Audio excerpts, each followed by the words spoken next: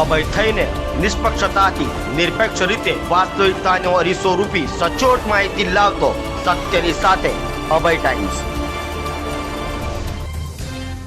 Kapodra police મથક વિસ્તારમાં થયેલી લાખોની ચોરી મામલે કાપોદ્રા પોલીસે મુખ્ય ચોરને ઝડપી પાડ્યો છે તો રેડા વિરુદ્ધ મહારાષ્ટ્ર અને ગુજરાતમાં 65 જેટલા ગુનાઓ નોંધાયેલા છે।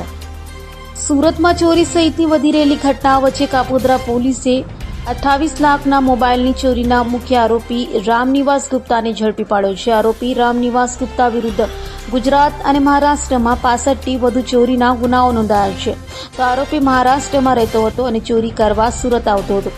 આરોપી રીડો હોય મહારાષ્ટ્ર પોલીસના જાપ્તામાંથી પણ ભાગી છૂટ્યો હતો। હાલ તો કાપોદ્રા પોલીસે ગુજરાત મોબાઈલની દુકાનમાં થયેલી ચોરીના ભેદને ઉકેલી કાઢી આરોપીની વધુ પૂછપરછ હાથ ધરી છે। ગઈ તારીખ 4/3/2024ના રોજ કાપોદ્રા પોલીસ સ્ટેશન વિસ્તારમાં આવેલા ગુજરાત મોબાઈલની અંદર એક ઘરફોડ ચોરીનો બનાવ બનેલો।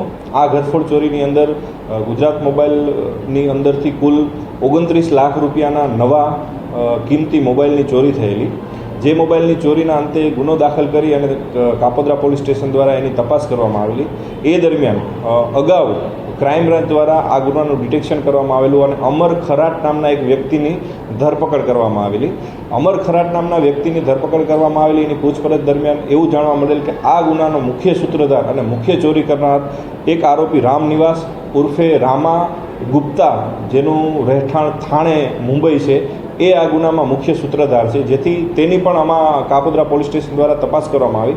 તપાસ દરમિયાન એવું માનવું પડેલું કે આ ખૂબ જ રીઢો ગુનેગાર છે અને આ ગુનેગાર ઉપર કુલ 60થી વધારે ઘરફોડ ચોરીના ગુના દાખલ થયેલા છે અને આ ગુનેગારની મુખ્ય એમો એવી છે કે મોટા ભાગે મોબાઈલની જ દુકાનો તોડે છે અને ચોરી કરે છે। મુંબઈમાં અસંખ્ય દુકાનો આણે તોડેલી છે અને કોઈ અજાણ્યા માણસોને આ નવા મોબાઈલો વેચવાની એમો ધરાવે છે।